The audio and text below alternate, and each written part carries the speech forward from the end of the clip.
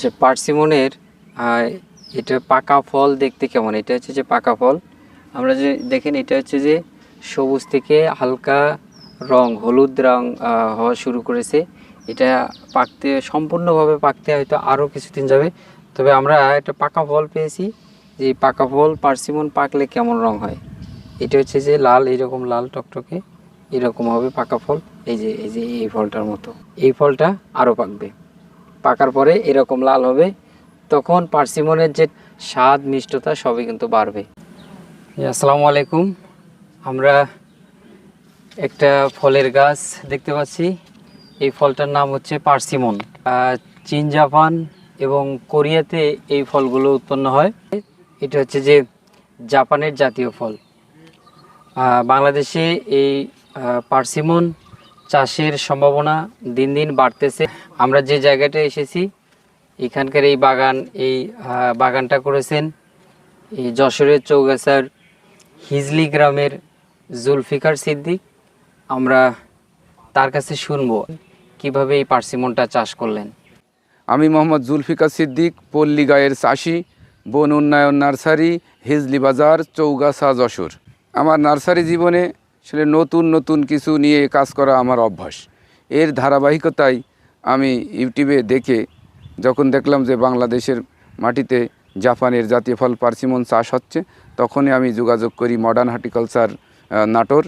প্রথমে 3টে চারা কিনে নিয়ে আসি, সেখান থেকে আমার পার্সিমনের চাষ শুরু। এই পার্সিমন এর চারা রোপণ বছরের সারা বছরই করা যায়।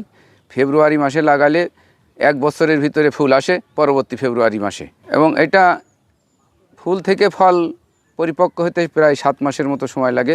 ফেব্রুয়ারি মাসে ফুল আসে, আগস্টের শেষের দিকে পাকা শেষ হয়। এটা আসলে জাপান এবং বাংলাদেশের আবহাওয়ার তারতম্য থাকা সত্ত্বেও আমাদের গাছে যে ফল আসছে তা আসলে আলহামদুলিল্লাহ খুব ভালোভাবেই তো আমাদের আবহাওয়াতে ফল আসছে। কৃষকরা যদি কেউ বাণিজ্যিকভাবে চাষ করতে চায় পার্সিমনের, তাহলে তারা কলম চারা রোপণ করবে এবং এটা রোপণ করবে 12 ফিট বাই 12 ফিট দূরে, তাহলে তাদের 1 বিঘাতে 100 পিস চারা লাগবে। আমার কাছে বর্তমান যে চারা আছে, এই চারাগুলো 1 থেকে 1.5 ফিটগুলো 1500 টাকা, 2.5 থেকে 3 ফিট এগুলো 2500 টাকা, এবং 5 থেকে 6 ফিট যেগুলো আছে এগুলো 5500 টাকা। এখন কৃষকদের জন্যে আলোচনা সাপেক্ষে কিছুটা আর কি ছাড় দেওয়া যাবে। বিটল পোকায় মাঝে মাঝে একটু পাতা ছিদ্র করে খেয়ে নেয়, এটা তেমন কোনো সমস্যা না। এটা যখন পাতা নরম থাকে তখন একটা গন্ধজাতীয় কীটনাশক স্প্রে দিলে এটার আক্রমণ থেকে রক্ষা পাওয়া যায়। এবং মাঝে মধ্যে এটার পরিপক্ক অবস্থায় আসে যখন ফল, তখন মাছি পোকায় কিছুটা আক্রমণ করে, তা তেমন কোনো ক্ষতি করতে পারে না। একটু ফেরোমন ফাঁদ দিয়ে রাখলেই এর থেকে প্রতিকার পাওয়া যায়। আমার এই যে গাছটা আপনারা দেখছেন, এটার বয়স 4 বছর, এবং এখান থেকে আমি 1 মণ ফলের আশা করছি। আলহামদুলিল্লাহ আশা করছি যে 1 মণের বেশিও হবে। আমাদের বাংলাদেশে আসলে এখনও বাণিজ্যিকভাবে তেমন পার্সিমনের চাষ হয়নি, সেই কারণে এর বাজারটাও সৃষ্টি হয়নি।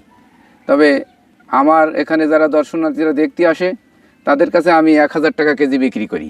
আমরা পার্সিমনের আসলে একটা পাকা ফল খেয়ে দেখি এর টেস্ট কেমন। কাটেন। বিসমিল্লাহ। বিসমিল্লাহির রহমানির রহিম। জি, আচ্ছা, এটা এর ভেতরে অনেকে বলেছে এর ভেতরে বীজ আছে কিনা। এটার ভেতরে কিন্তু কোনো বীজ নাই বা সিড নাই।